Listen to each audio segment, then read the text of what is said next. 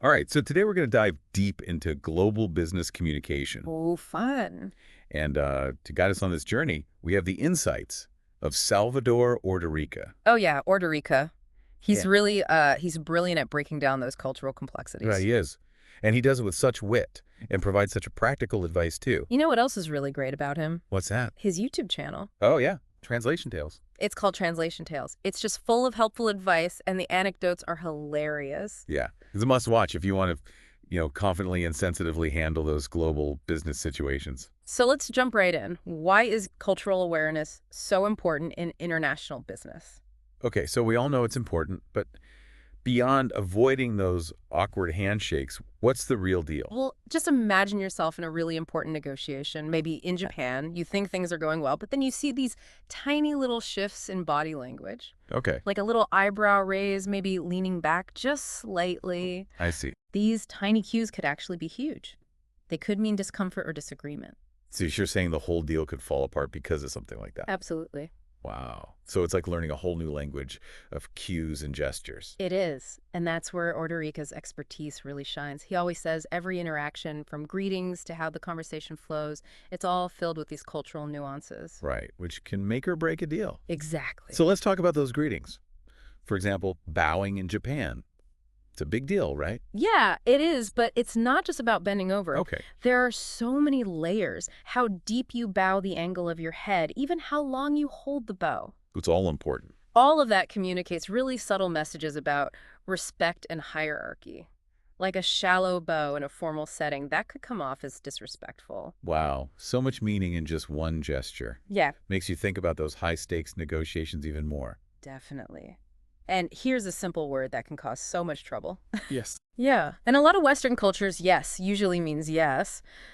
But in some Eastern cultures, it might just mean I hear you. Oh. Not necessarily. I agree with you. So you could walk away from a meeting thinking you have a deal and it's not really there? Exactly. Orderica actually tells this great story in Translation Tales about this businessman who thought he had a huge contract in China.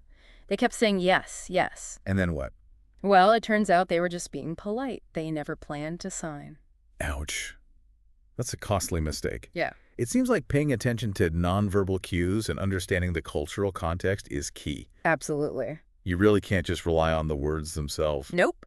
And one area where those nonverbal cues are super important is building trust.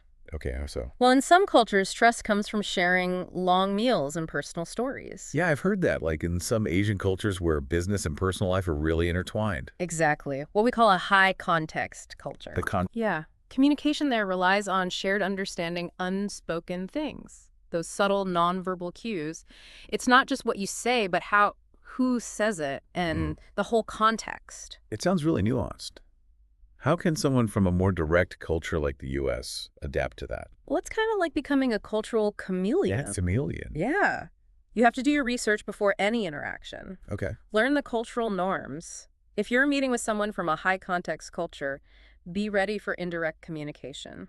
Pay close attention to those nonverbal cues. Ask clarifying questions. Got it. Don't be afraid to embrace the silence. Exactly. So be a good listener, not just a good talker. That makes sense. That makes sense. But what about those times when you're thrown into a situation without much prep time? How do you adapt on the fly? That's where Orderica's idea of cultural agility comes in. It's being able to assess and adjust to different cultural environments really quickly. So it's like active listening, observation, and stepping out of your comfort zone all rolled into one. Sounds like a mix of emotional intelligence and cultural awareness. Is this something you're born with, or can you learn it? Well, some people are naturally more in tune with cultural differences, but cultural agility is definitely a skill you can develop through practice and effort. Like any skill, really. The more you're exposed to different cultures, the more you practice active listening and observation. It becomes easier. Yeah, the more agile you become in navigating those complexities. So it's a constant learning process. You're not memorizing rules. You're developing a mindset of curiosity and adaptability. Exactly.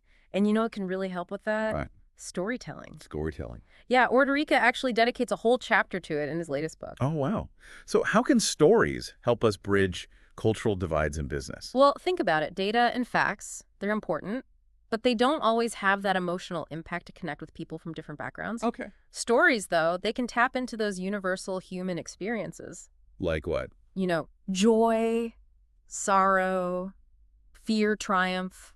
Right. So instead of hitting someone with a bunch of statistics, you're drawing them in with a narrative that resonates on a deeper level. Yeah, exactly. Stories can make those complex ideas relatable. They create understanding, and they can even help resolve conflicts by giving a different perspective. Do you have a favorite example from translation tales? Something that shows how powerful storytelling can be in cross-cultural communication. Oh, yeah. Orderica tells the story about a German engineer who was having trouble connecting with his colleagues in India. Okay. He was brilliant technically, but just couldn't build rapport. Then one day he shared a story about his grandfather. His grandfather. Yeah, who was also an engineer and had faced similar challenges working in a different culture. Interesting. So by being personal, he created a connection that went beyond their cultural differences. That's it. His Indian colleagues really related to the story. They shared their own family story. It broke down those barriers. Totally. It fostered empathy and created a foundation for better relationships. That's amazing, how a simple story can do all that. And here's another key insight from Orderica: humor. Humor. That seems tricky across cultures. It is. It can be powerful, but also a bit of a minefield. Yeah, what's funny in one culture could be offensive in another. Right. So it requires a delicate touch. So how do you use humor well in a cross-cultural setting? Orderica has a few strategies. First, observe and listen. Oh, Pay attention to what makes people laugh in that culture. Then start with self-deprecating humor. makes sense. It's usually safer, less likely to offend. And finally, when in doubt, err on the side of caution. Better safe than sorry, right? Exactly. It's better to be a bit reserved than to risk offending someone. Those are great tips. You know, something else I've been thinking about. What's that? The role of silence in cross-cultural communication. Oh, yeah. Silence is often overlooked, but it's a powerful tool. In what way? Well, in some cultures, especially those high-context ones, silence can show respect. Okay. It gives time for reflection. It can even signal agreement. So it's not necessarily a bad thing. No, not at all. Interrupting someone during a pause can actually be rude in some cultures. It's about understanding those nuances and adapting. That's it. This is all so helpful. We've talked about nonverbal cues, cultural agility, storytelling humor, and even silence. What else does Orderica have for us? Well, one of the most important things Orderica talks about is cultural humility. Cultural humility? Yeah, it's the understanding that we can never truly master another culture. I see. There will always be things we don't know, nuances, we miss perspectives we don't fully get. So it's about knowing our limits and approaching these interactions with openness and respect. Exactly. Recognizing that our way isn't the only way or even the best way, Right. and being open to learning from others even when it challenges our own assumptions. That's a powerful perspective. Yeah. It's not about conquering differences. It's about building bridges. Beautifully put.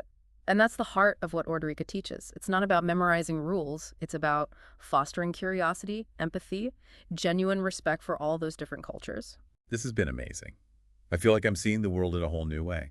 It's been great exploring these ideas with you. And remember, this journey of cultural understanding never really ends. Yeah, it really has. Yeah. And, you know, there's still so much more to uncover. Oh, definitely. It's a huge and always changing topic, Yeah, but that's what keeps it interesting. it does. Yeah. So, you know where I think Orderica's insights are really valuable? Negotiations. Ah, yes. Negotiations. They can be tough even in your own culture. Exactly. So what are some things to remember when negotiating across cultures? Well, one big thing is understanding how decisions are made in different places. Oh, In some cultures, it's all top-down. One person calls the shots, right. but in others, it's more collaborative. Everyone has a say. So you're saying if you're dealing with a hierarchical company, you need to focus on the person at the top. Exactly. Trying to go around them or appeal to lower-level people could backfire. Yeah, it's all about understanding those power dynamics and adapting your approach. Right. And then there's the whole concept of time. Oh yeah, we talked about that before. Some cultures see time as linear and precious, Every minute counts. while others are more relaxed. I've definitely seen that. Yeah. Like being 5 minutes late for a meeting could be a huge deal in some places, but not in others. And those differences can really affect negotiations. If you're someone who values punctuality, but you're dealing with someone who's more laid back. You need to be patient. Exactly. Manage those expectations. Patience is so important in cross-cultural communication. It seems to be a recurring theme. It is. And it goes hand in hand with that cultural humility Orderica talked about. Right, remembering that our way isn't the only way. That's it. And being willing to learn and adjust. So even with all the preparation in the world, You still have to be flexible. Open to changing your approach as you go. Absolutely. And that leads us to another crucial part of negotiations: listening. Okay. Listening is key in any negotiation, but it's even more vital when you're dealing with different cultures. You're not just hearing the words. Right, you're trying to grasp those unspoken messages, the cultural nuances, the motivations behind what's being said. Active listening. Exactly. Paying attention to both verbal and nonverbal cues, asking questions, summarizing to make sure everyone's on the same page. That takes real focus. It does. But the rewards are huge. When you really listen, you build rapport, you find common ground, and you reach agreements that work for everyone. This has been an incredible journey into the world of global communication. It has. We've covered so much, from those subtle nonverbal cues to the power of stories and the importance of cultural humility. I feel like we've only scratched the surface. We have. But I hope this has sparked your interest and given you a good starting point for navigating those intercultural interactions. It definitely has. And for anyone who wants to learn even more, Check out Salvador Ordorica's YouTube channel, Translation Tales. it's full of practical tips, hilarious stories, and insightful strategies to help you become a more confident global communicator. And that's a wrap for this deep dive. But remember, the conversation doesn't end here. Keep exploring, learning, and embracing the beauty of all those different cultures out there. Because the more we connect, the more we understand, and the more we grow as individuals and as a global community. Yeah.